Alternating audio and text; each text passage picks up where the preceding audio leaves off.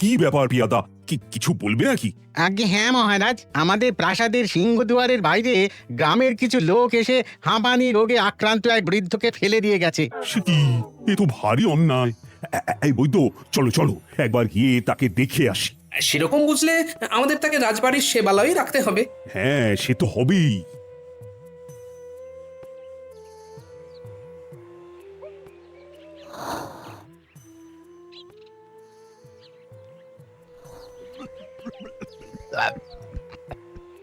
বাবা, এনাকে তো দেখেই মনে হচ্ছে ভীষণ অসুস্থ। বৈদ্যমশাই, একটু দেখুন তো। আপনার নাম কি? কোথায় থাকেন মশাই?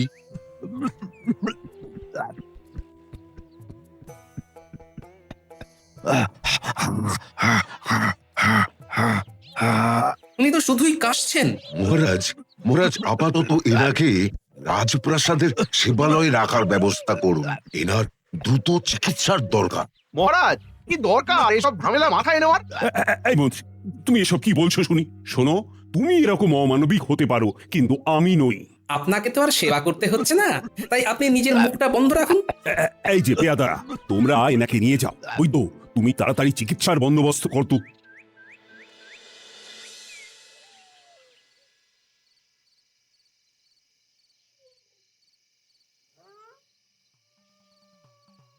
আরে যে বলছিলাম চাল ডাল শেষের মুখে, আজকে আনতে, তো সেগুলোর কি হলো? এত তাড়াতাড়ি চাল ডাল এসব শেষ হচ্ছে কি করে? আমি নিশ্চয়ই কাঁচা চাল ডাল মুচো করে খেয়ে রাখি না। তুমি তো জানোই ঘরে এখন অতিরিক্ত দুজন মানুষ এসে রয়েছেন। আরে ওইটাই তো কথা, ওই দুজন বুড়ো বুড়িকে খাওয়াতে গিয়ে আর তাদের বাতের ব্যথার মালিশের তেল কিনতে গিয়ে শুধু খরচ আর খরচ। আর কতদিন চলবে? ছি ছি ছি, তুমি এইরকম করে আমার পিসি ঠাকুমা নকাকার নামে কটু কথা বলতে পারলে? তোমাকে তো আর কষ্ট করে রাজকোষ থেকে মোহর সরাতে হয় না। আমি জানি কতটা কষ্ট এবং কায়দা করতে হয়। বুঝেছি বুঝেছি, তুমি আসলে ভেবেছিলে যে আমার নকাকা আর পিসি ঠাকুমা তোমায় থলে থলে মোহর দেবেন, সেই লোভে তুমি ওনাদের থাকতে দিয়েছো। কিন্তু যখন দেখছো ওনারা এইসবের কিচ্ছুটি নাম গন্ধ করছেন না, অমনি তুমি ওনাদেরকে ঘর থেকে নামাতে চাইছো। হ্যাঁ, একদম ঠিক ধরেছো। তোমার দিনে দিনে মোহরের প্রতি লোভ একেবারে বেড়েই চলেছে, বেড়েই চলেছে। কেন বাড়বে না বলো তো? কেন বাড়বে না? শোনো গিন্নি, শোনো, তোমার ওই বুড়ো নকাকা বুড়ি পিসি ঠাকুমা স্বর্গে গেলে ওনাদেরকে হয়তো তুমি পরজন্মে আবার ফিরে পাবে।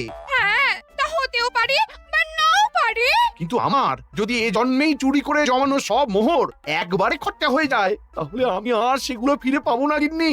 আমার আর কিচ্ছু কিচ্ছু বলার নেই। তাহলে তোমরা সকলেই বলছো যে রাজ্যের অবস্থা মোটামুটি সব ঠিকঠাকই আছে। হ্যাঁ মহারাজ, আপনি কোনো রকম চিন্তা করবেন না। হাঁটুর ব্যথাটা না বেশ বেড়েছে। ওই বৈদ্য থেকে আরে, এত বেলা হয়ে গেল এখনো বৈদ্যমশাই আসেননি, কি ব্যাপার? এরকম তো সচরাচর উনি করেন না। দেখুন গে যান, বেলা পর্যন্ত হয়তো ওপরে পড়ে ঘুমোচ্ছেন। মহারাজ, আসতে পারি? এখন আর এসে কি হবে, সভা তো শেষের মুখে। কি ব্যাপার বৈদ্য, এত দেরি কেন? আর বলবেন না মহারাজ, আজকে যেন আমার বাড়িতে রোগীর ঢল নেমেছিল, তাই দেরি হলো। ও তাই? আসল ব্যাপারটা খোলসা করে বলো না বৈদ্য, যে তুমি এতগুলো রোগীর দক্ষিণা ছেড়ে চলে আসতে পারোনি। আজ্ঞে মন্ত্রী মশাই, তবে আজ যারা এসেছিল তাদের বেশিরভাগকেই আমি সম্পূর্ণ বিনা দক্ষিণায় চিকিৎসা করেছি। তারা তারা ভীষণই অসহায়। আমাদের রাজ্যের মানুষের যদি এই হারে শরীর খারাপ করে তাহলে তো খুবই মুশকিল। আমাদের রাজ্যের বহু মানুষ কিন্তু ভীষণই অসহায়, আর সেটা আজ চিকিৎসা করতে গিয়ে হাড়ে হাড়ে টের পেয়েছি। গোপাল, কিছু তো একটা বিহিত করতেই হবে। এবারে কি করা যায় বলতো? মহারাজ, কালকে চলুন আমরা রাজ্যে যে দাতব্য চিকিৎসালয়টা খোলার কথা ভাবছিলাম সেই স্থানে বৈদ্যমশাইকে নিয়ে গিয়ে একটা নকশা ছকে নিই। বেশ, তাহলে তাই হোক। তা তোমার কি মত বৈদ্য? মহারাজ, আমি রাজি। আমার কোনো রকম অসুবিধা বা আপত্তি নেই। অসহায় ও অসুস্থ মানুষদের পাশে দাঁড়ানোর জন্য এর থেকে ভালো পদক্ষেপ আর কিছুই হতে পারে না মহারাজ। বেশ, তাহলে আজকের মতো এখানেই সভার কাজ শেষ করছি। কালকে সবাই কিন্তু ঠিক সময় হাজির হয়ে যেও। মহারাজ শুধু আমায় ছাড়া আর অন্য সব ব্যাপারে দরদি হয়ে ওঠেন।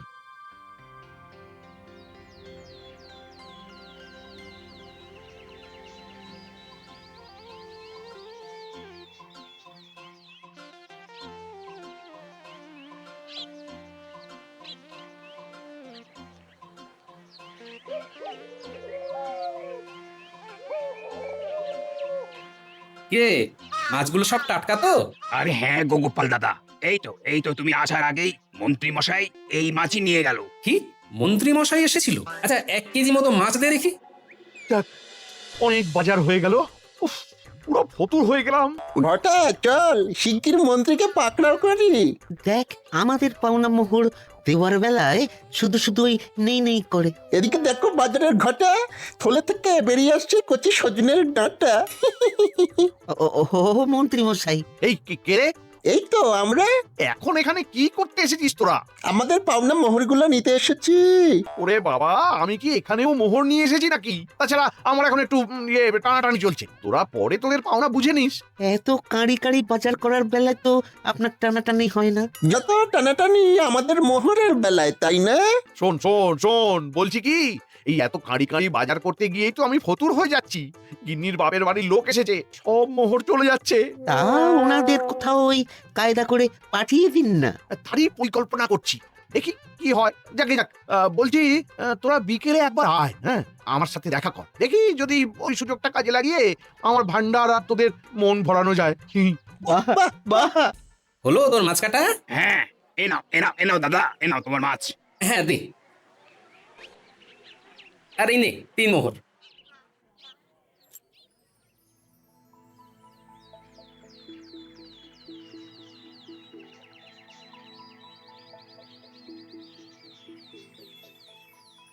কি হে, সবাই এসে গেছো তো? তাহলে এবার রওনা দি। আগে না মহারাজ, বৈদ্যমশাই আসেননি এখন। কি বৈদ্য আসেনি এখনো? কিন্তু আজ যে একটা শুভ দিন। আগে মহারাজ, আমার মনে হচ্ছে বৈদ্যমশাইয়ের বাড়িতে আজও অনেক রোগী এসেছে। কি ব্যাপার বলো তো? কৃষ্ণনগরে কি ইদানিং খুব বেশি মানুষই অসুস্থ হচ্ছে? বৈদ্যমশাই এলে জিজ্ঞাসা করতে হবে, কোনো কি নির্দিষ্ট ধরনের রোগ হচ্ছে নাকি? বৈদ্যকালকে বলছিল যে বহু অসহায় রোগী নাকি তার কাছে আসছে। হ্যাঁ, এবারে কোন দিক দিয়ে তারা অসহায়, আর্থিক নাকি মানসিক, সেইটা জানতে হবে। গোপাল, ওই দেখো জনদরদি বৈদ্যমশাই আসছেন তোমাদের দল ভারী করতে। ক্ষমা করবেন মহারাজ, আজও অনেক বেশি রোগী ছিল, তাই দেরি হয়ে গেল। কি ব্যাপার বলুন তো বৈদ্যমশাই, কোনো নির্দিষ্ট রোগের রোগীদের ভিড় কি বেশি হচ্ছে? না না না, তেমন কোনো নির্দিষ্ট রোগগ্রস্ত রোগীরা আসছে না আমার কাছে বিগত 2 দিন ধরে। হ্যাঁ হ্যাঁ হ্যাঁ হ্যাঁ হ্যাঁ, বলো তো বৈদ্য, তোমার কাছে কি এমন রোগের রোগী আসছে যাদেরকে সামলাতে গিয়ে তুমি একেবারে হিমশিম খেয়ে যাচ্ছ?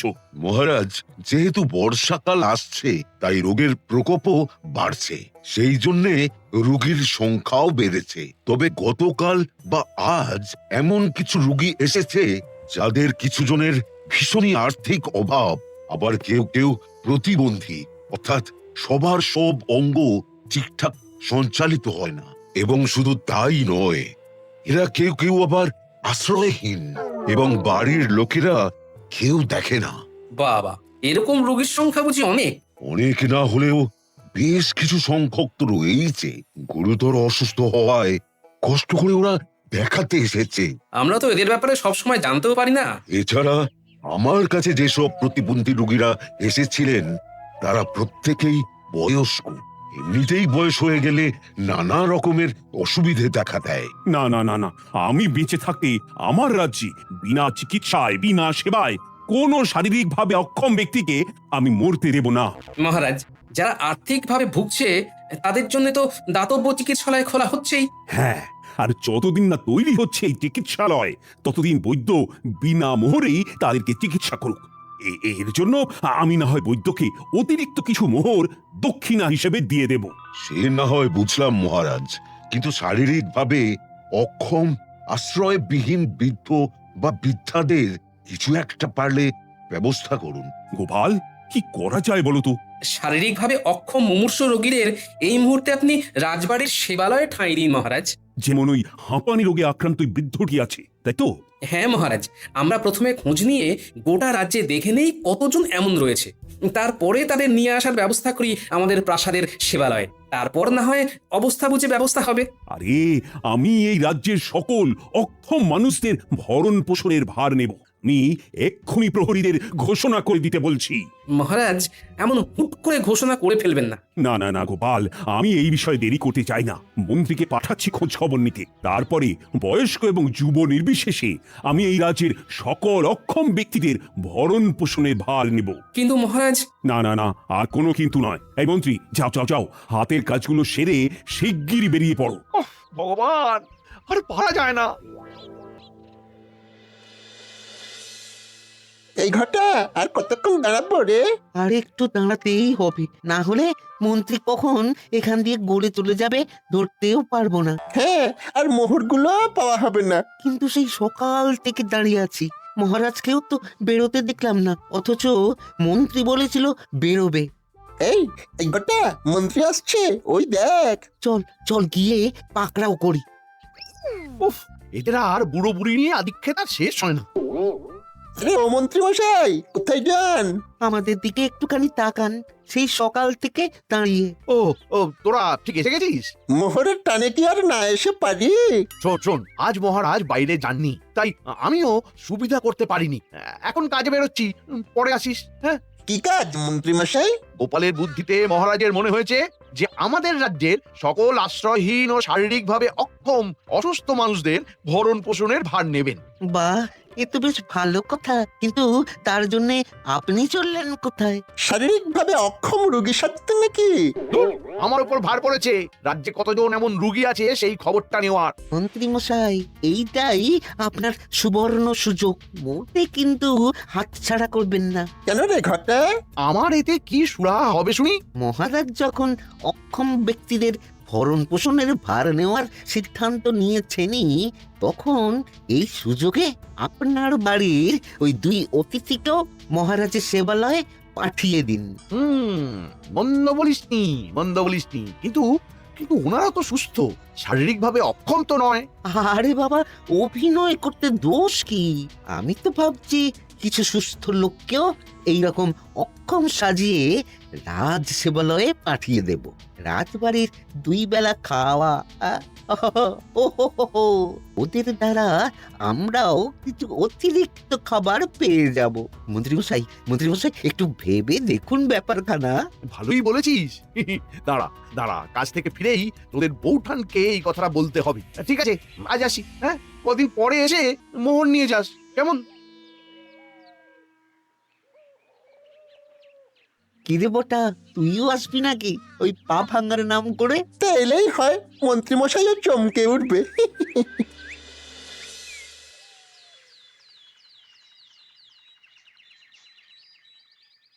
এই মন্ত্রী, তুমি ঠিকঠাক করে খোঁজ নিয়েছো তো? মহারাজ, আপনি একদম নিশ্চিন্তে থাকুন, আমি সকল অক্ষম ব্যক্তিদের ব্যাপারে খোঁজ নিয়ে নিয়েছি। এছাড়াও প্রহরীরাও খবরটা গোটা রাজ্যে ঘোষণা করে দিয়েছে। বেশ গোপাল, সেবালয়ে সব ব্যবস্থা প্রস্তুত তো? হ্যাঁ মহারাজ, নিশ্চিন্তে থাকুন। তবে আমার এই ব্যাপারে একটু সন্দেহ আছে যে কতজন আসল আর কতজন নকল প্রতিবন্ধী আমাদের সেবালয়ে এসে উঠবেন। ছি ছি গোপাল, আবার তুমি সেই এক কথা বলছো? চোখের সামনেই তো দেখলে মন্ত্রী কেমন পাল্টে গেল। অপরাধ নেবেন না মহারাজ, যা মনে হয়েছে তা বললাম। মহারাজ, শিগগির সেবালয়ে চলুন, রুগী তথা অতিথিরা এসে পড়বেন একটুবারেই।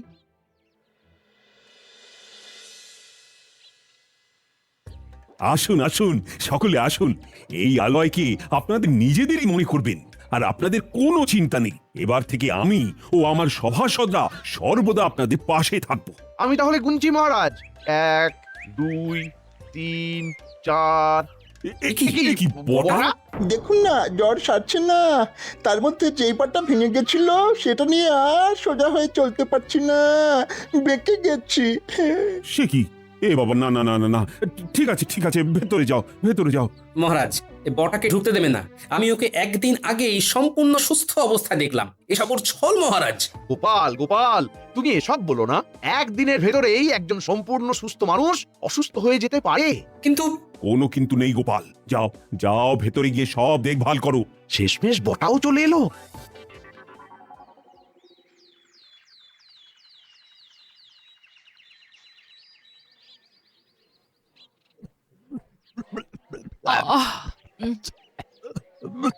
কি হাঁচি কাশির আওয়াজ আসছে সেবালয় থেকে। আমারও সারা রাত ঠিক মতো ঘুম হয়নি। রোগীরা যেন মনে হচ্ছে মোচ্ছব লাগিয়েছে, দিব্যি গল্প করছে, কারণ বেশ কোলাহলের আওয়াজ পাচ্ছে। আমিও পাচ্ছি।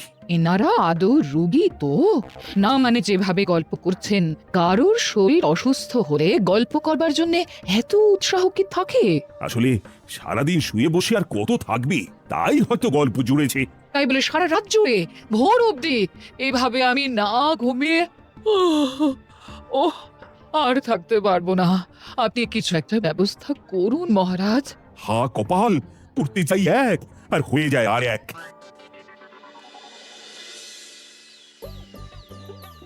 তাহলে রুগীদের খাবারও তৈরি, ওদিকে পথ্য তৈরি হয়ে গেছে। এই তো গোপাল এখন হেসেলে ব্যস্ত আছে, এই সুযোগে বটাকে আমার খাবারের পাত্রটা দিয়ে আসি।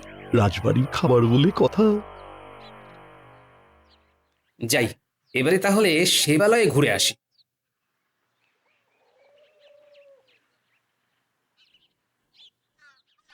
আরে ওটা মন্ত্রী না? হাতে খাবারের পাত্র নিয়ে সেবালয়ে ঢুকছে কেন? তবে কি কোনো ফন্দি আছে? যাই, আড়ি পাতি। কিরে বটা, খুব আরাম তো? হ্যাঁ, সে আর বলতে, আপনার ওই দুজন কুটুম্ব তো বেশ আরামে আছে। হ্যাঁ, আচ্ছা শোন, তুই নিজেও ভালো করে অভিনয়টা করবি আর বাকিদেরকেও করাবি, যাতে কেউ ধরা না পড়ে। এছাড়া এই এই এই খাবারের পাত্রটা রেখে গেলাম। কেন? বুঝতেই তো পারছিস, খাবারে খাবারে ভরে দিতে হবে। এখন আসি, বুঝলি? যা ভেবেছিলাম ঠিক তাই।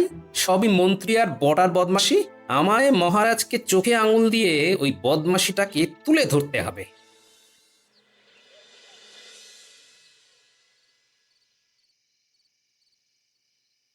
বলো দাদু, আমাদের ডেকেছিলে? কোনো দরকার ছিল কি? দরকার মানে ভীষণ দরকার। রাজবাড়ির সেবালয়ে জানালার নিচে ধুনো জেলে ধোঁয়া উঠাতে হবে, এমন ভাবে যাতে দেখে মনে হয় আগুন জ্বলছে। আর তা আজ ভোর রাত্রে করতে হবে। ধোঁয়া দেওয়ার কাজে তোদেরকে সাহায্য করবে ওই পুঁটির বাবা। কিন্তু দাদু এমন কাজ করবে কেন?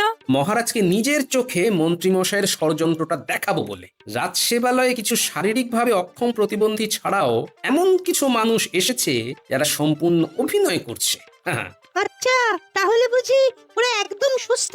হ্যাঁ, রাজবাড়ির আরাম আর খাওয়া দাওয়া কে না চায় বল? এই ভাবনাটা আমার আগে থেকেই ছিল, বুঝলি। মহারাজকে বলেও ছিলাম, উনি বিশ্বাস করেননি। কিন্তু আজ নিজের কানে মন্ত্রী আর বটার কথা আমি শুনেছি, তাই আর ছাড়বো না। সব বদমাশি একেবারে ফাঁস করব। চিন্তা করো না দাদু, আমরা আছি তোমার সাথে। তুমি হাত দিলেই চলে আসবো। দাদু, আর একটু পরেই ভোর হবে, আর তখনই ধুনোটা জ্বালতে হবে। একদম একদম। আরে ওরা কারা? মন্ত্রী আর ঘটানা? হ্যাঁ তাই তো, সাথে বড় বড় দুখানা ঝোলা হেসেলের দিকে যাচ্ছে। নিশ্চয়ই আনাজপাতি চুরি করবে। ও মন্ত্রী মশাই, বলছি এই আলু আর পেঁয়াজ ছাড়াও আরো যেসব আনাজপাতি আছে সেগুলো কি ওই বস্তায় ঢোকাবো? হ্যাঁ হ্যাঁ, সব ঢোকা, সব ঢোকা, যতদিন না বাজার করতে হয়।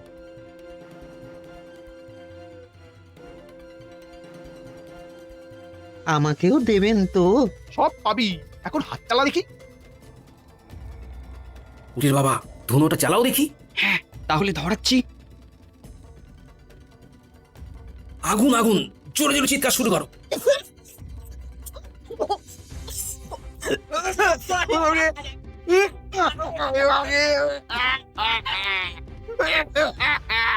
আগুন আগুন আগুন!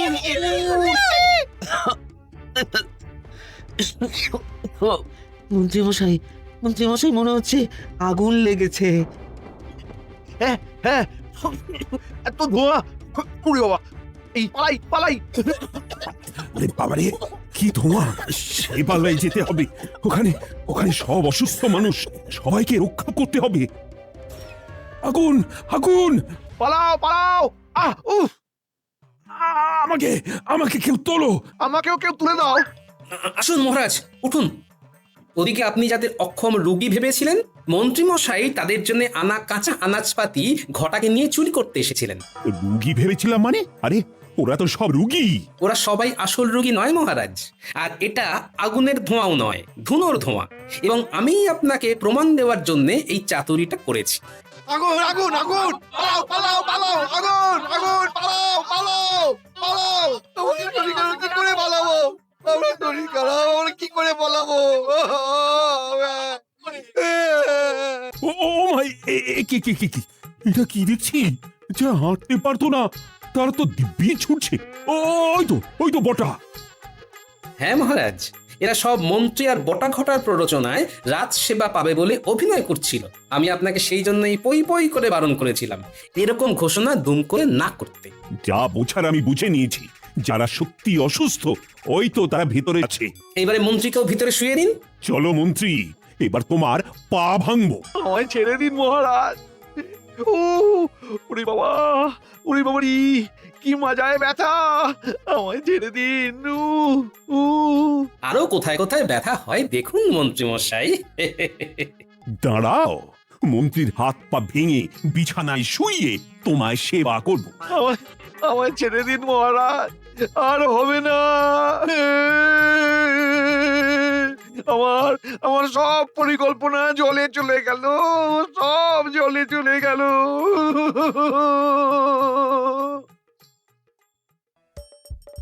হাসির রাজা, জ্ঞানের রাজা, রসিক রাজা।